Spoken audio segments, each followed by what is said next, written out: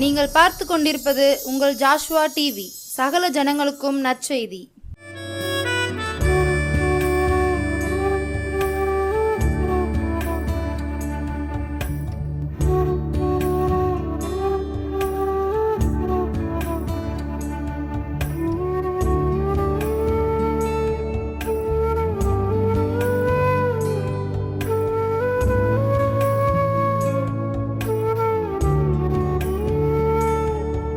ஹல்லேலூயா. தேவனாகிய கர்த்தரின் திருநாமம் மகிமைப்படுவதாக.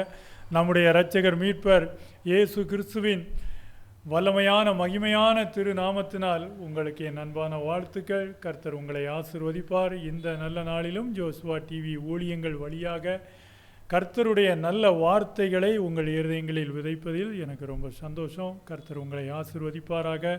இந்த நாளிலும் ஒரு நற்செய்தியாக நாம் கர்த்தருடைய புத்தகத்தில் ஒரு காரியத்தை குறித்து பார்க்க போகிறோம். அது என்ன அப்படின்னா, பொறுமையுடன் இருப்பது. அல்லேலூயா.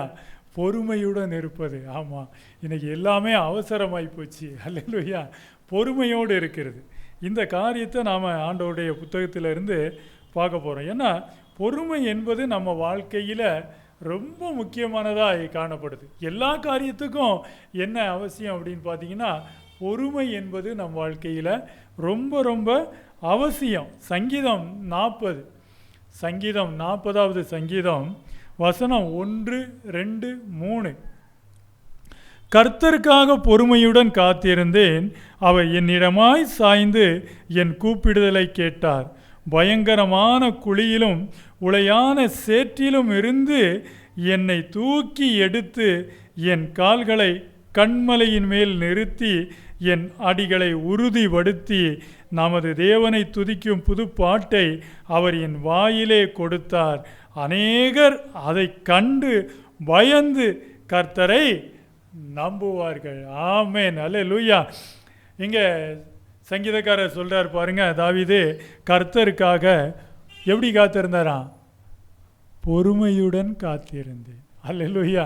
கர்த்தருக்காக பொறுமையுடன் காத்திருந்தேன், அவர் என்னிடமாய் சாய்ந்து என் கூப்பிடுதலை கேட்டார். அல்லேலூயா.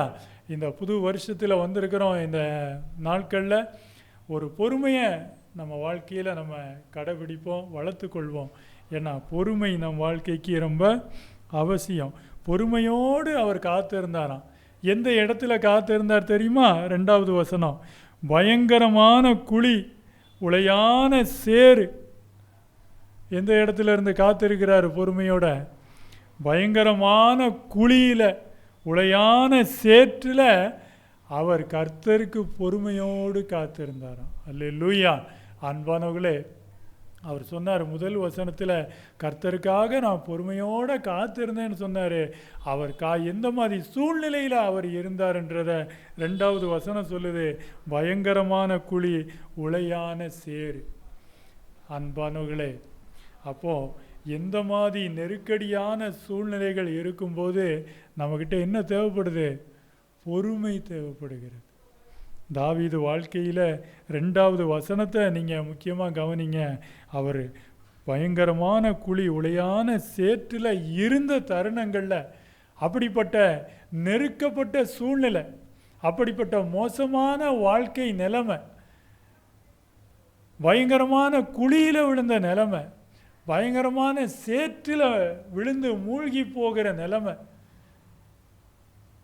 அந்த நிலைமையில் அவர் கர்த்தருடைய ரட்சிப்புக்காக, கர்த்தருடைய செயலுக்காக பொறுமையுடன் காத்திருந்தாராம். அல்லேலூயா.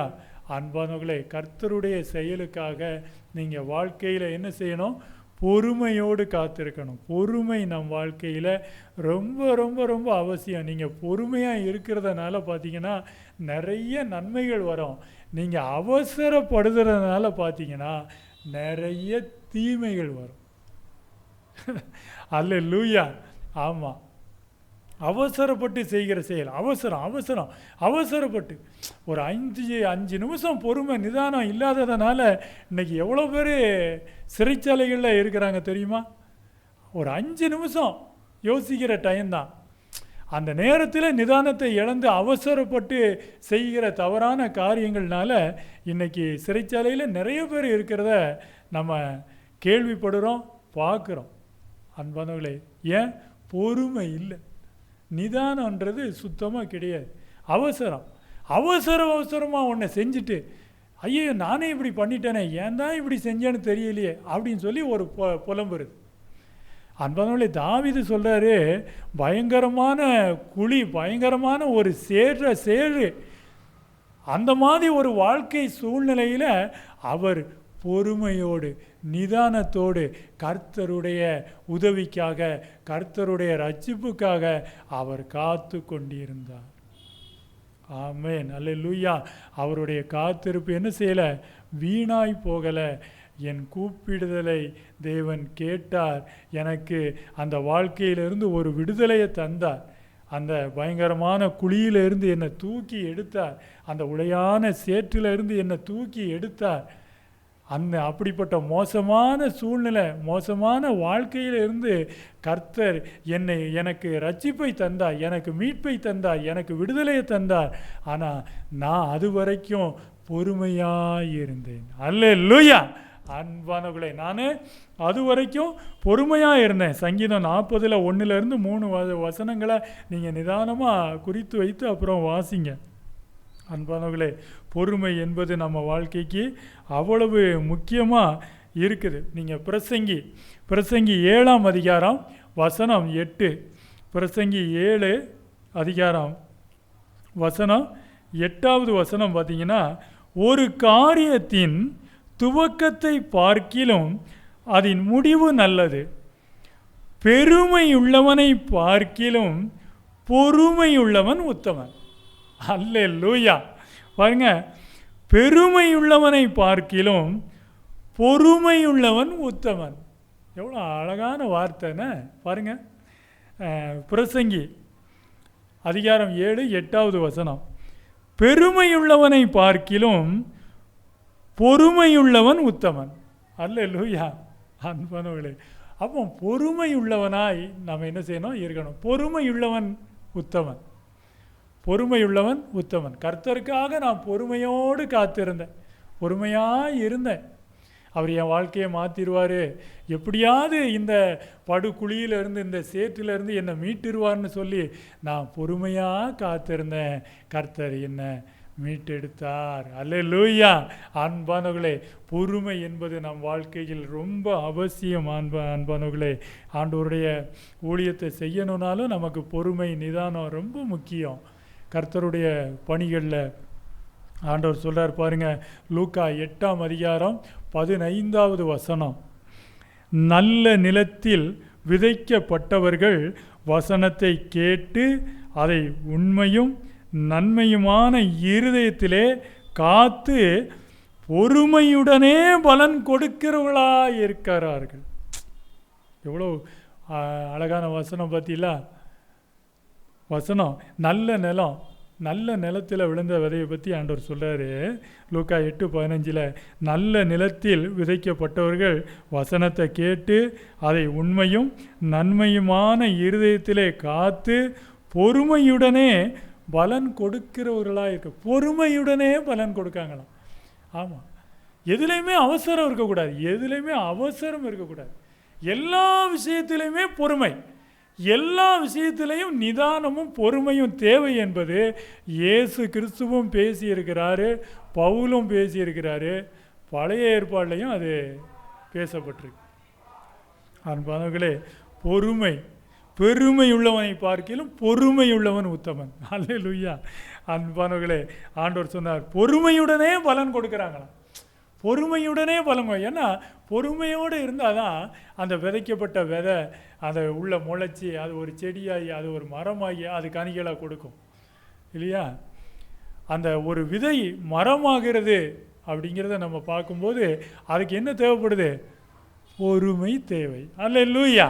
ஒரு விதை மரமாக போய் கனி கொடுக்கறதுக்கு என்ன வேணும்? நம்மக்கிட்ட பொறுமை வேணும், காத்திருக்குதல் வேணும். அது இல்லைன்னா என்ன செய்ய முடியாது? நாம் கனிகளின் பலனை அனுபவிக்க முடியாது. ஆண்டவர் சொன்ன மாதிரி நல்ல நிலம், நல்ல நிலத்தில் விதைக்கப்பட்ட விதை. அந்த மனுஷன் எப்படி இருப்பான்னா, இருதயத்தில் காத்து பொறுமையுடனே பலன் கொடுக்கிறவனாக இருப்பானா. அல்லேலூயா. அன்பானவர்களே, வசனத்தை குறித்து கொள்ளுங்க. உங்கள் வாழ்க்கைக்கு ரொம்ப உதவியாக இருக்கும். பொறுமை எந்த அளவுக்கு நம்ம வாழ்க்கையில் முக்கியன்றதை இந்த நல்ல செய்தியில் வசனங்கள் மூலமாக நீங்கள் கேட்டுக்கொண்டு இருக்கிறீங்க. லூக்கா 18ஆம் அதிகாரம் 7வது வசனத்தில் ஒரு ஊமையை சொல்லி ஆண்டவர் சொல்கிறார்.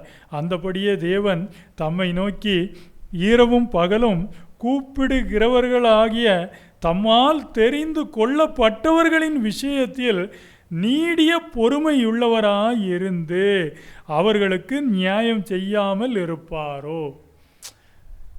பாருங்க, கர்த்தருக்காக நான் பொறுமையோடு காத்திருந்தேன்னு தாவீது சொன்னார். இங்கே என்ன சொல்லப்பட்டிருக்குன்னா, கர்த்தர் நீங்கள் கேட்குற விஷயத்தில் அவர் பொறுமையுள்ளவராக இருந்து, கர்த்தர் பொறுமையுள்ளவராக இருந்து உங்களுக்கு நன்மை செய்யாமல் என்ன இருக்க மாட்டார். அவர் பொறுமையுள்ளவராய் இருந்து அவர்களுக்கு நியாயம் செய்யாமல் இருப்பாரோ. அவர் பொறுமையாக இருந்து நிதானமாக பொறுமையாக உங்களுடைய ஜெபங்களுக்கு, உங்களுடைய வேண்டுதலுக்கு அவர் என்ன செய்கிறார்? நியாயத்தை செய்கிறார். உங்கள் வேண்டுதலின்படி உங்களுக்கு நிறைவேற்றி தருகிறார். அதை தான் சங்கீதக்காரர் சொன்னார். பயங்கரமான குழி, உளையான சேரு, நான் என்னோட வாழ்க்கை சூழ்நிலை அப்படி, அதில் நான் பொறுமையோடு இருந்தேன், வேண்டிக் கொண்டே இருந்தேன். என்னுடைய வேண்டுதல் அவர் செவியில் கேட்டார். நான் பொறுமையாக காத்துக்கிட்டு இருந்தேன். எனக்கு ஒரு புது வாழ்க்கையை கர்த்தர் தந்தார். அல்லேலூயா. நான் பொறுமையாக காத்திருந்தேன், கர்த்தர் புது வாழ்வை தந்தார். ஆமென். அல்லேலூயா. இதுதான் சங்கீதக்காரர் தாவீது சொல்ல, நான் பொறுமையாக காத்திருந்தேன், புது வாழ்வு தந்தார். அன்பானவர்களே, அதனால் பொறுமையாய் காத்திருங்கள், பொறுமையோடு இருங்க. எந்த விஷயத்திலும் அவசரம் வேண்டாம். பொறுமை, நிதானம் நம்ம வாழ்க்கைக்கு ரொம்ப முக்கியம். அதில் நிறைய நல்ல விஷயங்கள் இருக்குது. அல்லேலூயா. அதை குறித்து தான் ஆண்டவர் பேசியிருக்கிறார்.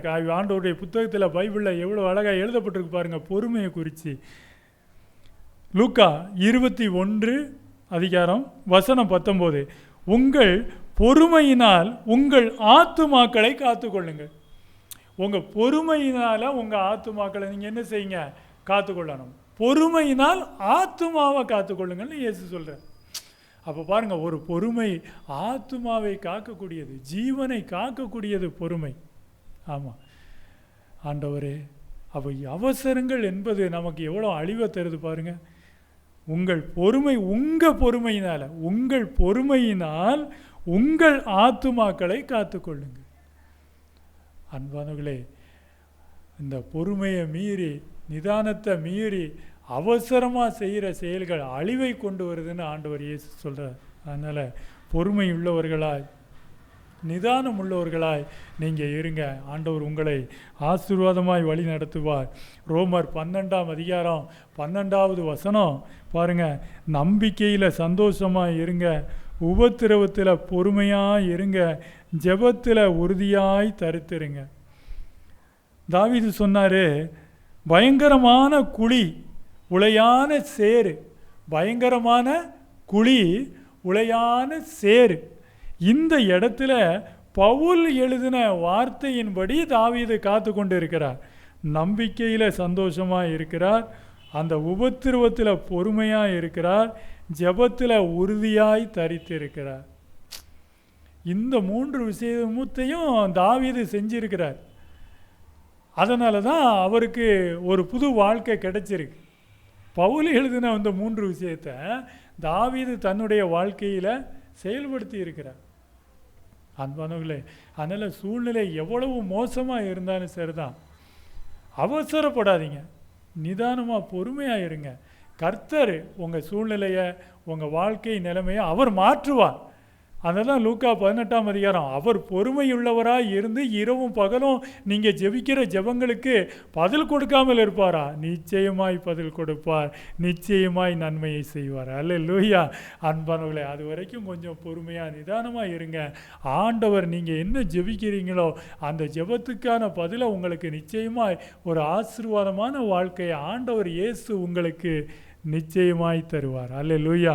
அன்பானவர்களே, நம்பிக்கையில் சந்தோஷமாக இருங்க, உபத்திரவத்தில் பொறுமையாக இருங்க, ஜெபத்தில் உறுதியாக நீங்கள் தரிச்சிருங்க. பொறுமை அப்படிங்கிறது தன்னால் வராது. ஒரு காரியம் தெரிஞ்சுக்கங்க, பொறுமையை பற்றி பேசுகிறோம், கேட்குறீங்க. பொறுமை எப்படி வரும்? அதுக்கு பதில் இருக்குது கர்த்தருடைய வசனத்தில். பொறுமை எப்படி வரும் பாருங்க.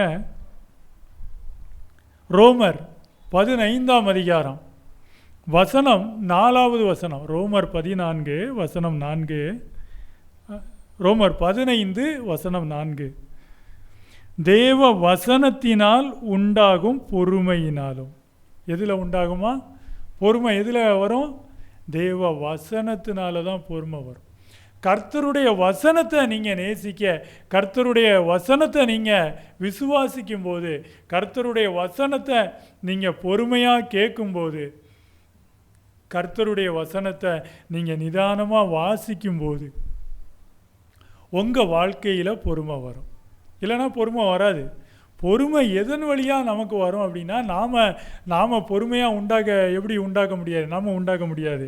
பொறுமை தேவ வசனத்தினால் உண்டாகும். அல்லேலூயா. பொறுமை தேவ வசனத்தினால் நம்மிடத்தில் உருவாகும். அல்லேலூயா. சாதாரணமாக உருவாகாது. சும்மா வெளியே இருந்து பொறுமை வந்துடாது. பொறுமையை கடையில் போய் எங்கேயும் வாங்கிட்டு வர முடியாது. பொறுமை எங்கேருந்து தான் பெற்றுக்கொள்ள முடியும்? கர்த்தருடைய வசனத்தில் இருந்து தான் பொறுமையை நாம் பெற முடியும். கர்த்தருடைய வசனம்தான் நம்மளை பொறுமை உள்ளவர்களாய், நிதானம் உள்ளவர்களாய் மாற்றும். அல்லேலூயா. அதை தான் அங்கே எழுதியிருக்கிறார் அப்போஸ்தலன் பவுல். ரோமர் 15ஆம் அதிகாரம் 4வது வசனம். தேவ வசனத்தினால் உண்டாகும் பொறுமை. அல்லேலூயா. அருமையான வசனம் பார்த்தீங்களா? பொறுமை கர்த்தருடைய வசனத்தில் இருந்து தான் அந்த பொறுமை நமக்கு என்ன செய்யும்? வரும். அதனால் வசனத்தை நீங்கள் வாசிங்க, வசனத்தை நீங்கள் பொறுமையாக நிதானமாக கேளுங்க. தேவ செய்திகளை கேட்கும்போது நீங்கள் பொறுமையாக கேட்கணும், நிதானமாக கேட்கணும், அவசரப்படக்கூடாது. அதில் வேறு எதையாவது ஒரு வேலையை செஞ்சுக்கிட்டு தேவ செய்திகளை நீங்கள் கேட்காதீங்க. கர்த்தருடைய நற்செய்திகளை நீங்கள் கேட்கும்போது உங்களுடைய முழு கவனமும் அந்த செய்தி மேலே இருக்கணும். அப்போ தான் உங்களுக்கு அந்த நிதானமும் பொறுமையும் வரும். தேவ செய்தியை கேட்குறதுக்கே உங்ககிட்ட நிதானமும் பொறுமையும் இல்லைன்னா அப்புறம் எப்படி பொறுமை வரும்? பொறுமை எப்படி வரும்? கர்த்தருடைய வசனத்தினால தான் பொறுமை வரும். அதை கேட்குறதுக்கே உங்களுக்கு பொறுமையும் நிதானமும் இல்லை, அப்புறம் பொறுமை எப்படி வரும்? அல்லேலூயா. ஸ்தோத்திரம் ஆண்டவரே. அப்போ பொறுமை வேணும். பொறுமை, நிதானம் எல்லா இடத்துலையும் அதை நீங்கள் கடைபிடிச்சு பாருங்கள். ஆண்டோடைய வசனம் அதை சொல்லுகிறது. விசுவாச பிள்ளைங்க, குடும்பத்தாருங்க என்ன செய்யணும்? இந்த நிதானம் பொறுமையோடு நாம் இருக்கணும்னு வசனம் சொல்லுது. கலாத்தியர் 5ஆம் அதிகாரம் 22வது வசனத்தில் சொல்லப்படுது, ஆவியின் கனியில் நீடிய பொறுமைன்னு சொல்லப்படுது. ஆமாம், பொறுமைன்றோம். அதில் என்ன பொறுமை? நீடிய பொறுமை. பொறுமை வேற, நீடிய பொறுமை வேற. ஆவியின் கனிகளில் சொல்லப்படுது நீடிய பொறுமை. அப்போ பரிசுத்த ஆவியை பெற்றிருக்கிற நம்மக்கிட்ட என்ன இருக்கணும்? பொறுமை, நீடிய பொறுமை. அல்லேலூயா, ஆமென். அந்த நீடிய பொறுமை, அந்த நிதானம் நம்ம வாழ்க்கையில் இயேசுவின் நாமத்தில் உங்களுக்கு உண்டாவதாக. இந்த வசனத்தின் வழியாய் பொறுமை உண்டாகும். இந்த நல்ல செய்திகளை நீங்கள் பொறுமையாக நிதானமாக கேளுங்க, உங்களுக்கு ஒரு பொறுமை வரும். அல்லேலூயா, ஸ்தோத்திரம். அன்பானவர்களே, அதனால் பொறுமையாக இருக்கணும். பொறுமையாக, மனத்தாழ்மையாக. எபேசியர் 4ஆம் அதிகாரம் 2வது வசனம். மிகுந்த மனத்தாழ்மையையும் சாந்தமும் நீடிய பொறுமையும் உடையவர்களாய் அன்பினால் ஒருவரை ஒருவர் தாங்குங்க அப்படின்னு சொல்கிறார். மிகுந்த மனத்தாழ்மை, சாந்தம், நீடிய பொறுமையோடு இருக்கணும். நீடிய பொறுமை இருந்தால் தான் ஒருவரை ஒருவர் என்ன செய்வோம்? தாங்குவோம், விசாரிப்போம். ஆமாம், பொறுமையே கிடையாது. நீங்கள் திருச்சபை ஆராதனை முடிஞ்சதும் பார்த்துருக்கீங்களா அந்த சபை கூட்டத்தை? ஆமாம், ஒருத்தருக்கு ஒருத்தர் வாழ்த்து சொல்ல மாட்டாங்க. ஆமாம், அங்கே சபை ஊழியர் ஆமென் சொல்கிறதுக்கு முன்னால் இங்கே பாதி பேர் வெளியே போயிடுவாங்க. ஸ்தோத்திரம்.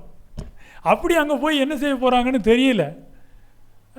அவங்களுக்கு தெரியலையா இல்லை என்ன நமக்கு தெரிய ஒன்றும் தெரியல. அது ஒரு குழப்பமாகவே இருக்குது எல்லா சபையிலையும். அல்லேலூயா. ஆமாம், சபை ஆராதனை முடிஞ்சிருச்சு. ஒருத்தர் பார்த்து எப்படி இருக்கீங்க, நல்லா இருக்கீங்க, இயேசு நாமத்தில் உங்களுக்கு வாழ்த்துக்கள், உங்களை பார்த்ததில் எனக்கு சந்தோஷம், உங்களுக்கு சமாதானம் உண்டாவதாக அப்படின்னு சொல்லி சகோதர சகோதரியை ஒருவருக்கு வாழ்த்து சொல்கிறாங்களா பாருங்கள். ஒருத்தர் முகத்தை ஒருத்தர் பார்க்க மாட்டேன்றாங்க. ஆராதனை முடிஞ்சது தான், அது அந்த முடிகிற அந்த கடைசி நிமிஷத்தோடு சரி, அவ்வளோதான். அந்த ஊழியர் ஜெபிச்சு நிறைவு ஜெபத்தை முடித்து கண்ணை திறக்கும்போது பார்த்தாருன்னா, அவர் கண்ணை திறக்கும்போது இங்கே பாதி ஆட்கள் இருக்க மாட்டாங்க. ஸ்தோத்திரம். அது முடிஞ்ச உடனே ஓடுவாங்க பாருங்க. எங்கே ஓடுறாங்க, ஏன் ஓடுறாங்கன்னு, எதுக்கு அப்படி ஓடுறாங்கன்னு தெரியல. அல்லேலூயா. ஸ்தோத்திரம். அதை கொஞ்சம் நிதானமாக நீங்கள் யோசிங்க. விசுவாச குடும்பத்தார் பிள்ளைங்க கொஞ்சம் அதை யோசிங்க. அப்படி அவசரமாக எங்கே போகிறோம்? பொறுமையாக இருங்க, நிதானமாக இருங்க. தேவ சபையில் ஆராதனை முடிஞ்சதும் ஒருத்தருக்கு ஒருத்தர் வாழ்த்து சொல்லுங்கள். ஒருத்தர் பார்த்து பேசிட்டு போங்க. அப்படி அந்த ஒரு 5 நிமிஷம் ஆகுமா? அதுக்கு ஏன் அவ்வளோ அவசரப்படுறீங்க? அதில் தேவன் பிரியப்பட மாட்டார். இங்கே சொன்னார் பாருங்க பவுல், எபேசியர் 4ஆம் அதிகாரம் 2வது வசனம், மிகுந்த மன தாழ்மையையும் சாந்தமும் நீடிய பொறுமையையும் உடையவர்களாய் அன்பினால் ஒருவரை ஒருவர் தாங்குங்க, விசாரிங்க. பொறுமையாக இருந்து விசாரிங்க. அவசரம் போட்டு ஓடாதீங்க. கொஞ்சம் நிதானமாக இருங்க, கொஞ்சம் பொறுமையாக இருங்க. அல்லேலூயா. ஸ்தோத்திரம். அன்பானவர்களே, அப்படி ஓடாதீங்க. சபையில் அந்த ஆராதனை முடியறதுக்கு முன்னாடியே ஓடுறவங்கெல்லாம் இருக்கிறாங்க. அப்படி ஓடாதீங்க, அது நல்லது இல்லை. அது உங்கள் வாழ்க்கைக்கு மோசமான விஷயங்களை கொண்டு வந்துடும். அந்த அவசரம் வேண்டாம். தேவ சபைக்கு வந்துட்டு ஆராதனையை நல்லபடியாக ஆராதித்து முடித்து ஒவ்வொரு விசுவாச பிள்ளைகளை சகோதரிகளை பார்த்து சத்தம் கொடுத்து அவங்ககிட்ட பேசிட்டு சமாதானம் அப்படின்னு சொல்லிட்டு போங்க. அல்லேலூயா. அதில் தேவன் பிரியமாக இருக்கிறார். ஆமென். அதனால் அன்பானவர்களே, பொறுமை உள்ளவர்களாய் நிதானம் உள்ளவர்களாய் இருங்க. அவசரம் வாழ்க்கையில் அழிவை தரும், பொறுமை நமக்கு நல்ல வாழ்வை தரும். ஆமென். அல்லேலூயா. அதனால் அவசரப்படாதீங்க, நிதானம் பொறுமையோடு இருங்க. கர்த்தருக்காக பொறுமையுடன் காத்திருந்தேன், அவர் என்னிடமாய் சாய்ந்து என் கூப்பிடுதலை கேட்டார். உளையான சேறு, ஆழமான பயங்கரமான படுகுழி, அதில் நான் பொறுமையாக இருந்தேன். கர்த்தர் எனக்கு புது வாழ்வு தந்தார்னு தாவீது சொன்னார். என்னோட வாழ்க்கையும் அப்படித்தான். ஆமாம், உளையான சேரு, ஆழமான படுகுழி, பயங்கரமான குழி, அதில் ஒரு பொறுமையை ஒரு நிதானத்தோடு இருந்ததனால கர்த்தருடைய வசனம் அந்த நிதானத்தையும் பொறுமையையும் தந்து என் ஜீவனை காப்பாத்துச்சு. அல்லேலூயா. அன்பானவர்களே, அதனால் நிதானம் பொறுமையோடு இருங்க. பொறுமை கர்த்தருடைய வசனத்தில் இருந்து தான் வரும், வேறு எங்கேருந்து வராது. வசனத்துக்கு மதிப்பு கொடுங்க. ஆண்டவருடைய நல்ல செய்திகளை கேட்கும்போது பொறுமை நிதானத்தோடு நற்செய்திகளை தேவ செய்திகளை கேளுங்க. உங்களுக்கும் பொறுமை வரும், நிதானம் வரும். அல்லேலூயா. ஆண்டவர் உங்களை ஆசீர்வதிப்பாராக. ஜெபிப்போமா? ஸ்தோத்திரம். ஆண்டவரே, எங்களை வாழ வைக்கிற வல்லமையுள்ள தேவனே, நன்றி செலுத்துகிறேன். ஆண்டவரே, இந்த நல்ல நாளிலும் இந்த நல்ல வார்த்தைகளை கர்த்தர் ஆசீர்வதித்ததற்காக நன்றி. ஆண்டவரே, அப்பா, இந்த நல்ல வார்த்தைகளை கேட்ட ஒவ்வொரு இருதயங்களிலும் தேவ பிள்ளைகளின் வாழ்க்கையில் அவங்க ஆவி ஆத்மா சரீரத்தில் ஒரு பொறுமை உண்டாக ஜெபிக்கிறேன். பொறுமை வேத வசனத்தினால் உண்டாகும் என்ற வார்த்தையின்படி வேத வசனத்தின் வழியாய் இந்த நல்ல செய்தியை கேட்ட ஒவ்வொரு சகோதரிகளின் இருதயங்களிலும் ஒவ்வொரு தேவ பிள்ளைகள் இருதயங்களிலும் ஒரு நீடிய பொறுமையும் ஒரு நல்ல நிதானமும் உண்டாவதாக. பொறுமையோடும் நிதானத்தோடும் வாழ்க்கை வாழ கர்த்தர் இவர்களை ஆசீர்வதிக்கும்படியாக ஜெபிக்கிறேன். அவசர வாழ்க்கை வேண்டாம், நிதானத்தோடும் பொறுமையோடும் நீங்கள் வாழுங்கள் என்ற நல்ல செய்தி ஒவ்வொரு ஆத்துமாவிலும் புதிய மாற்றத்தை தரும்படியாய் ஜெபிக்கிறேன் அப்பா. தாவீது எழுதிய வார்த்தையின்படியே கர்த்தருக்காக பொறுமையுடன் காத்திருந்தேன் என்ற வார்த்தையின்படியே பொறுமையோடு காத்திருந்து வாக்கு தத்தங்கள் எல்லாம் இவர்கள் வாழ்க்கையில் நிறைவேறும் வரைக்கும் அவர்கள் நிதானமாய் பொறுமையாய் காத்திருந்து பெற்றுக்கொள்வார்களாக. இயேசுவின் வல்லமையான திருநாமத்தில் இவர்களை ஆசீர்வதித்து வாழ்த்துகிறேன். கர்த்தர் கொடுத்த வாக்கு தத்தங்களை இவர்கள் பொறுமையாய் இருந்து நிதானமாய் இருந்து சுதந்தரித்து கொள்வார்களாக. அந்த வாக்கு தத்தங்கள் எல்லாம் இவர்கள் வாழ்க்கையில் ஆம் என்றும் ஆமேன் என்றும் நிறைவேறுவதாக. இயேசுவின் வல்லமையான நாமத்தில் வாழ்த்தி ஆசீர்வதித்து ஜெபிக்கிறேன் என் ஜீவனுள்ள நல்ல பிதாவே, ஆமேன். அல்லேலூயா.